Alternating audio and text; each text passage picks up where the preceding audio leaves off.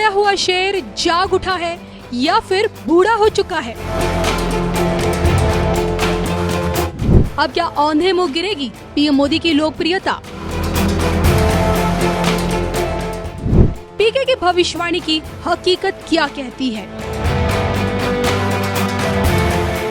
देखें सिर्फ धर्म ज्ञान पर। नमस्कार, धर्म ज्ञान के दर्शकों का स्वागत है। कविता राणा और मेरे साथ आचार्य राकेश चतुर्वेदी जी, आपका स्वागत है सर। नमस्कार, सादर वंदन, हर हर महादेव, शिव शंभू और नमस्कार कविता जी आपको जी। जन स्वराज पार्टी के संस्थापक पीके यानी कि प्रशांत किशोर इस बात की भविष्यवाणी वो पहले ही कर चुके थे कि भाजपा चाहे मोदी सरकार जितनी भी सीटें ले आए, लेकिन पीएम मोदी एक कमजोर प्रधानमंत्री के तौर पर दिखेंगे और अपनी इसी भविष्यवाणी को पुनः दोहरा रहे हैं। अब सवाल उठता है कि अगर उनकी ये भविष्यवाणी सत्य सिद्ध होती है तो क्या सोया हुआ शेर जागेगा या फिर अब जागने से पहले लड़खड़ाने लगा है? इसी पर आज हम जानेंगे कि पीएम मोदी का आने वाला कल क्या कहता है। पीके की जो ये सिलसिला तरीके की जो भविष्यवाणियां ये कितनी सत्य सिद्ध हो रही हैं, इसी पर हम एक पॉलिटिकल एनालिसिस भी चतुर्वेदी जी के साथ करेंगे। आप बताइएगा, पीके जो कहते हैं ठीक कह रहे हैं या फिर कुछ गड़बड़ है? देखिए कविता जी, मैं तो एक वक्तव्य से शुरुआत करूंगा। हालांकि अब इसको चाहे कटाक्ष मानिए चाहे एक व्यंग मानिए, जी, मुझे लगता है कि पीके जी अब राजनीतिक जो एक प्लानर को छोड़ करके और साथ ही साथ अब वह एक ज्योतिषी बन गए हैं और भारतवर्ष में कई ज्योतिषियों के सिंहासन शायद अब हिलने लगे क्योंकि मुझे लगता है कि एक ज्योतिषी के रूप में, एक धर्म विषय का अध्ययन करने के रूप में जितनी आंतरिक ऊर्जा मेरी शुरू से संकेत दे रही थी, आप ही एक ऐसी साक्ष्य हैं कविता जी कि 2020 में हम लोगों ने आपके ऑफिस में एक छोटा सा शूट किया था जिसमें हमने बोल दिया था कि 2024 का चुनाव ही एक ऐसा चुनाव होगा जो कि मोदी के प्रभाव में कमी लाना शुरू कर देगा जी।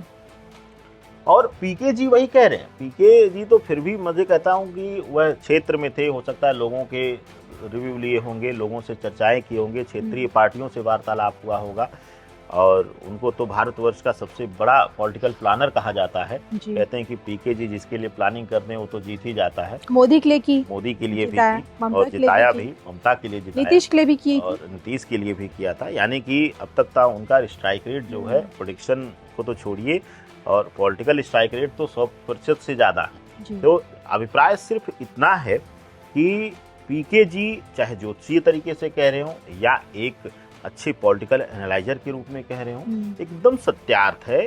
पिछले मैं तो कई गोचरों की, चाहे मंगल के गोचर, चाहे मंगल राहु की युति प्रभाव जो पिछले वर्ष बनी रही थी और मंगल का शत्रुगत घरों में और नीच घरों में जो गोचर था, मैं तो आपसे बार बार बोला था कि निर्णय लेने की क्षमता में कमी आएगी, भ्रम देना मोदी जी को शुरू कर देंगे।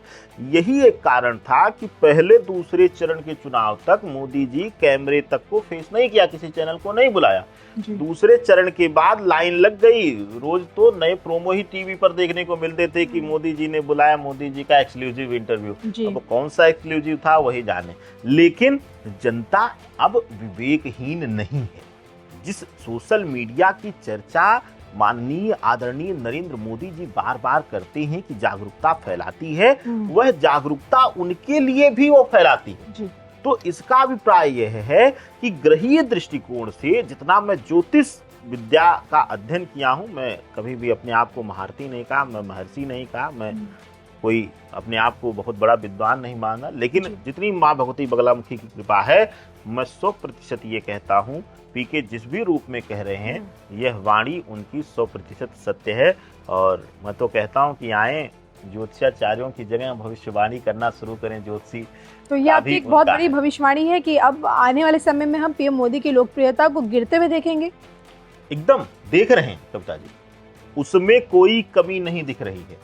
चाहे वह एक, अभी आपने देखा कि उत्तर प्रदेश में एक तहस नहस जैसी स्थिति उत्पन्न हो गई थी, राजनीतिक तहस नहस की।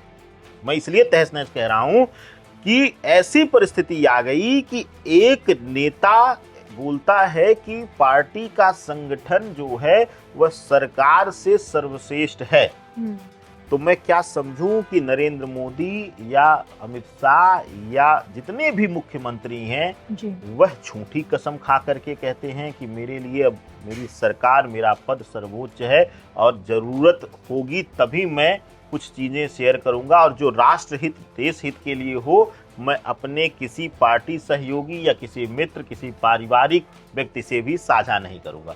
तो अगर ऐसे वक्तव्यों के समय भी नरेंद्र मोदी जी का कोई बयान ना आए, अक्सर वह किसी न किसी मंच से वह व्यंग्यात्मक शब्दों में भी जवाब दे देते हैं, लेकिन उसके बाद कई बार वह कैमरे पर आए, मन की बात किया उन्होंने, लेकिन क्या मन में भी उनके नहीं था कि उनका एक उप मुख्यमंत्री, एक सबसे बड़े राज्य का उप मुख्यमंत्री, जहां से उनके लिए हार का सृजन शुरू हुआ, यानी कि उत्तर प्रदेश में अगर उनको 30 सीटें मिल गई होती तो शायद वह किसी उन्हें सहयोगी दल की जरूरत ही नहीं होती जी। तो ऐसे अवस्था में मैं क्या यह ज्योतिषी तरीके से ना कहूं कि उनके मनोबल में कमी आई है या उनके प्रभाव में उनको स्वयं उनके आत्मविश्वास में कमी आई है?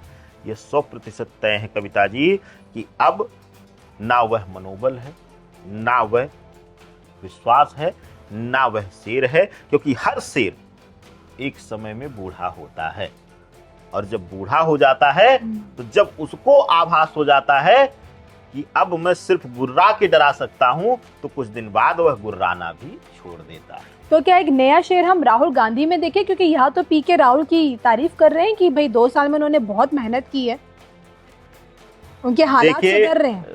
पीके जी की बातों को मैं अब यहाँ पे थोड़ा सा भिन्नता लूंगा।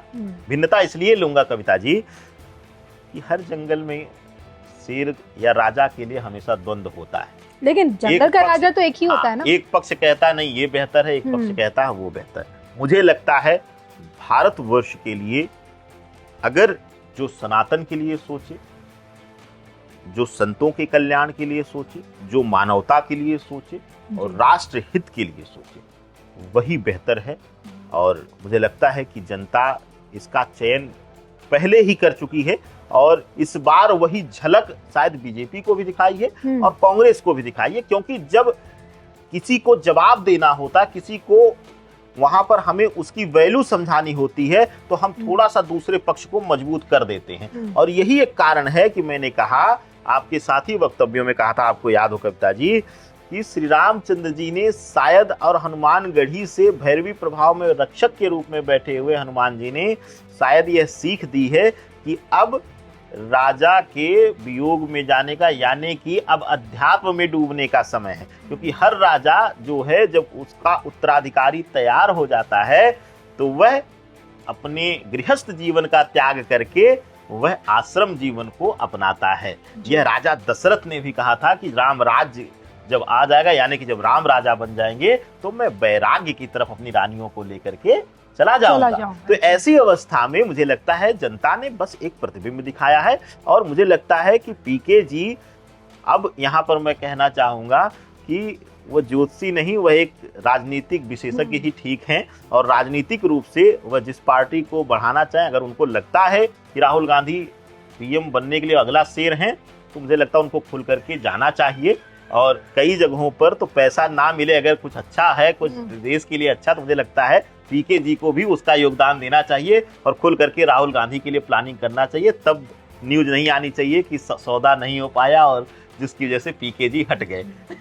चलिए, आप इस मसले पर क्या सोचते हैं, कमेंट करके बताइएगा जरूर। और चतुर्वेदी जी की बातों से आप कितने समर्थन, इनकी बातों से कितना आप समर्थन रखते हैं, इनकी बातों का कितना समर्थन करते हैं, वो भी बताएगा। और इजाजत दीजिए, नमस्कार।